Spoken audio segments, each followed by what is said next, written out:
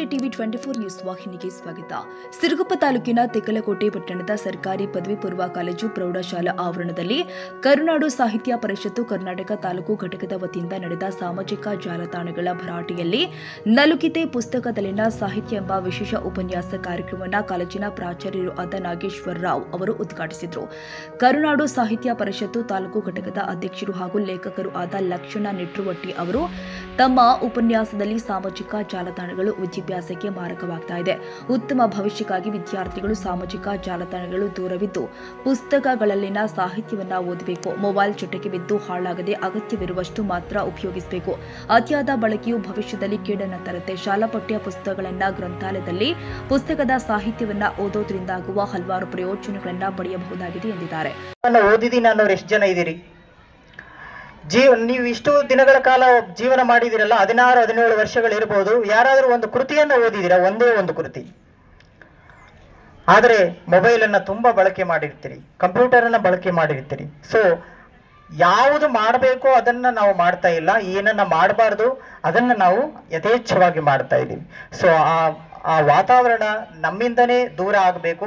ಮುಂದಿನ ಪೀಳಿಗೆಗೆ ಅದನ್ನ ಬರಮಾಡಿಕೊಳ್ಳೋ ಅವಕಾಶವನ್ನು ಕೊಡಬಾರದು ಅನ್ನುವಂಥ ಮಹತ್ತರವಾದ ಉದ್ದೇಶ ಈ ಸಂಸ್ಥೆ ಇಟ್ಟುಕೊಂಡು ಈ ಕಾರ್ಯಕ್ರಮವನ್ನ ಮಾಡಿದೆ.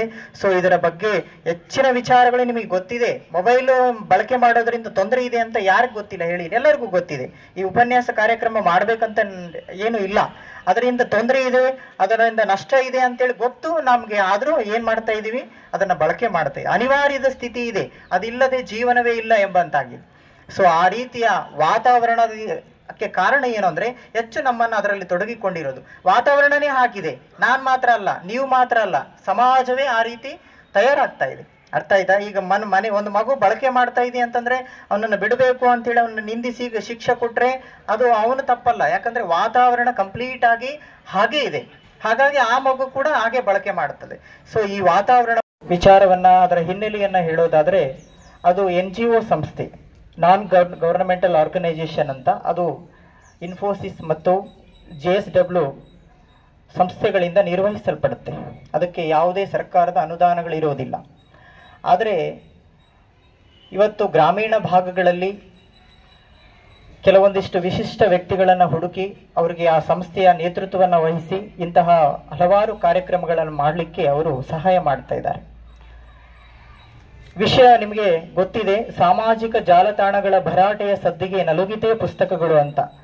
ಅಂದ್ರೆ ಆ ವಿಷಯದಲ್ಲಿ ಒಂದು ಸೂಕ್ಷ್ಮವಾಗಿ ಗಮನಿಸಿದಾಗ ಒಂದು ಕಳವಳ ಇದೆ, ಒಂದು ನೋವಿದೆ, ಒಂದು ನಿರಾಶಾದಾಯಕವಾದ ಸೂಕ್ಷ್ಮತೆ ನಿಮಗೆ ಗೊತ್ತಾಗ್ತದೆ. ಸಾಮಾಜಿಕ ಜಾಲತಾಣಗಳ ಭರಾಟೆಯ ಸದ್ದಿಗೆ ಮುಂದಿನ ಪೀಳಿಗೆಗೆ ಅದನ್ನ ಬರಮಾಡಿಕೊಳ್ಳುವ ಅವಕಾಶವನ್ನ ನಾವು ಕೈಬಿಡಬೇಕಾಗ್ತದೆ ಅನ್ನುವಂತಹ ವಿಚಾರವನ್ನು ಹೇಳಿ, ಎಲ್ಲರಿಗೂ ಒಳ್ಳೆಯದಾಗಲಿ, ಮುಂದಿನ ನಿಮ್ಮ ಭವಿಷ್ಯ ಚೆನ್ನಾಗಿರಲಿ. ನಮ್ಮೆಲ್ಲರ ಉಜ್ವಲ ಭವಿಷ್ಯಕ್ಕೆ ಈ ತಾಂತ್ರಿಕ ವಸ್ತುಗಳ ಬಳಕೆಯನ್ನು ಕಡಿಮೆ ಮಾಡಿದ್ರೆ ಮುಂದೆ ವೃತ್ತಿ ಶಿಕ್ಷಣ, ವೃತ್ತಿ ಪ್ರವೃತ್ತಿಗಳು ತುಂಬಾ ಚೆನ್ನಾಗಿರುತ್ತೆ ಅನ್ನೋದನ್ನ ಹೇಳಿ ನನ್ನ ಒಂದೆರಡು ಮಾತುಗಳನ್ನು ಮುಗಿಸ್ತೀನಿ. ಹರೇ ಕೃಷ್ಣ. ಉಪ ಪ್ರಾಚಾರ್ಯರು ಆದ ರಾಧಮಲ್ಲಪ್ಪ ಸಾಲಿಮನಿ ಮಾತನಾಡಿ, ಸಾಮಾಜಿಕ ಜಾಲತಾಣಗಳು ಮಾದಕ ವಸ್ತುಗಳಂತಿದ್ದು ಅವುಗಳು ನಮ್ಮನ್ನ ಕೆಲವೊಮ್ಮೆ ದಾರಿ ತಪ್ಪಿಸುತ್ತೆ. ವಿದ್ಯಾರ್ಥಿಗಳಿಗೆ ಪಠ್ಯ ಸಾಹಿತ್ಯವು ಹೆತ್ತ ತಾಯಿ ಇದ್ದಂತೆ. ಆದ ಕಾರಣ ಜಾಲತಾಣಗಳ ಸಾಧನಗಳಾದ ಮೊಬೈಲ್, ದೂರದರ್ಶನಗಳ ದಾಸರಾಗದೆ ಅವುಗಳಿಂದ ದೂರವಾಗುವ ಸಂಕಲ್ಪ ಮಾಡಿ ವಿದ್ಯಾರ್ಥಿ ದೆಸೆಯಿಂದಲೇ ಓದುವ ಹವ್ಯಾಸವನ್ನ ರೂಢಿಸಿಕೊಳ್ಳಬೇಕು ಅಂತ ಹೇಳಿದ್ದಾರೆ. ಏನ್ ಮಾಡ್ತಾ ಇದೀವಿ? ಅದನ್ನ ಬಳಸ್ತಾ ಇದೀವಿ. ಸೊ ಇನ್ನ ಯಾರು ಬಳಸಲ್ಲ ಅಂತೇಳಿ ಇವತ್ತ ಒಂದು ಸಂಕಲ್ಪ ಮಾಡ್ಕೋತೀರಾ? ಹೇಳಿ ನೋಡೋಣ. ಎಷ್ಟು ಬೇಕಷ್ಟು ಮಾತ್ರ, ಅವಶ್ಯಕತೆಗೆ ತಕ್ಕಷ್ಟು ಮಾತ್ರ ಬಳಸಿ, ಬೇರೆದಕ್ಕೆ ನಾನು ಬಳಕೆ ಮಾಡಲ್ಲ ಅಂತೇಳಿ ಎಷ್ಟು ಮಕ್ಕಳು, ಎಷ್ಟು ವಿದ್ಯಾರ್ಥಿಗಳು ಆ ಸಂಕಲ್ಪವನ್ನ ಮಾಡ್ತೀರಾ? ಕೈ ಎತ್ತಿ. ಇದೇ ವೇಳೆ ನಿವೃತ್ತ ಶಿಕ್ಷಕರು ಅಬ್ದುಲ್, ಶಿಕ್ಷಕರು ಆದ ವೈ ಮಲಯ್ಯ, ಹುಚ್ಚಿರಪ್ಪ ರಾಮಕೃಷ್ಣ, ಕರುನಾಡು ಸಾಹಿತ್ಯ ಪರಿಷತ್ತಿನ ಕಾರ್ಯದರ್ಶಿ ಪ್ರಥಮ ದರ್ಜೆ ಸಹಾಯಕ ಸುನಿಲ್ ಹಾಗೂ ಉಪನ್ಯಾಸಕರು, ಶಿಕ್ಷಕರು ಹಾಗೂ ವಿದ್ಯಾರ್ಥಿಗಳು ಭಾಗವಹಿಸಿದ್ರು. ಹೊಂದರಪ್ಪ, ಸಿರುಗುಪ್ಪ, ಟಿವಿ 24 ನ್ಯೂಸ್. ಕನ್ನಡಿಗರ ಮೆಚ್ಚಿನ ನಿಮ್ಮ ಟಿವಿ 24 ಕನ್ನಡ ನ್ಯೂಸ್ ವಾಹಿನಿ ಇದೀಗ ಟಿವಿಯಲ್ಲಿ ಲಭ್ಯ.